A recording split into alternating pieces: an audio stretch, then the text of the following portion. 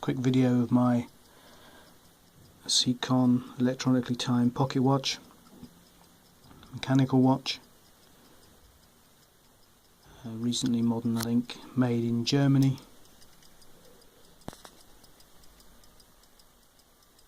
There's the movement, number is UMK83. These are German movements put into cheap cases by a Hong Kong company. Not a bad little watch, keeps time well.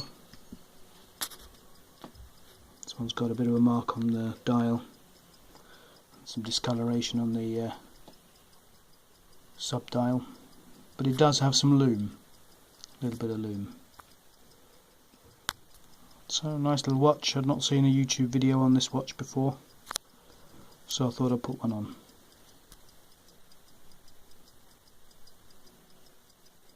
Thanks for watching.